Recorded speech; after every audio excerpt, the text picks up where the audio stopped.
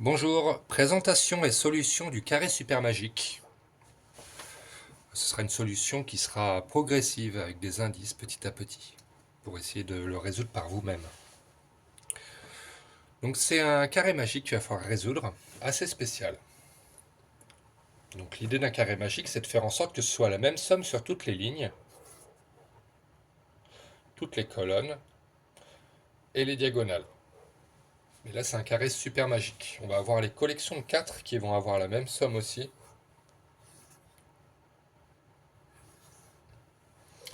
Et une de ses particularités qui le rend particulièrement élégant, c'est que si vous le retournez,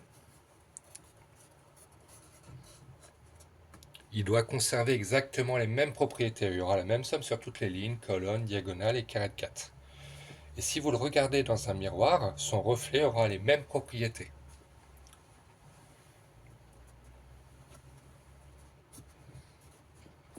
Une de ces difficultés, c'est que les tuiles, elles sont écrites de façon digitale, et en fait, elles peuvent se pivoter et se retourner. Donc là, le 28, c'est peut-être un 58, c'est peut-être un 82 ou peut-être un 85.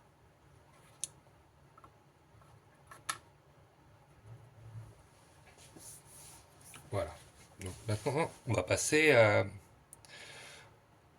la solution, aux indices. Donc, je vous invite à chercher par vous-même comment le résoudre, ce carré magique. Et n'hésitez pas à mettre en pause la vidéo ou l'arrêter pour le faire par vous-même. C'est ça le but d'un casse-tête. Donc, pour le résoudre, il va falloir trouver cette somme à atteindre. Une des premières particularités qu'on peut prendre en compte dans un carré magique, c'est que toutes les tuiles doivent être d'un nombre différent. Là, on a 2 fois 82, ça ne le rend pas très élégant. En fait, toutes les tuiles ont un nombre différent. Déjà, ça, c'est un bel indice. Deuxième indice, c'est que pour trouver, si vous commencez à vous organiser, euh, si vous faites la somme de toutes les tuiles, vous allez obtenir un nombre. Ce nombre, il va être important pour trouver le nombre à atteindre. Ce nombre, ça va être 704, si vous les additionnez tous. Avec 704, en fait, on a la somme de toutes les tuiles. Si on divise par 16, on va avoir la moyenne d'une tuile. Après, il suffit de multiplier par 4 et on a cette somme qu'on atteint. Alors, soit on fait la somme 704 divisé par 16, soit on peut directement la diviser par 4. Et donc, ce nombre qu'on trouve, c'est 176. Donc, la somme de chaque ligne, colonne, diagonale et carré de 4, ça sera 176. Alors, maintenant, pour le résoudre, il va falloir de l'organisation surtout. Il va falloir faire essai-erreur, essai-erreur. On va s'assurer qu'une ligne, réussir à trouver une ligne. Et puis après, on va essayer de trouver une deuxième, troisième, quatrième ligne. Après, on les réagence les lignes pour vérifier que les colonnes soient bonnes, les diagonales soient bonnes.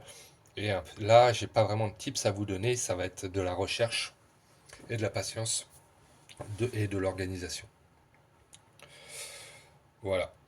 En tout cas, il y a. Donc maintenant, je vais vous révéler la version résolue. J'ai un deuxième exemplaire résolu.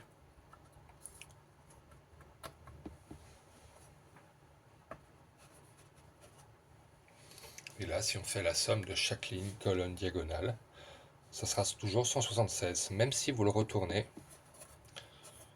c'est 176, son reflet dans un miroir, 176 partout.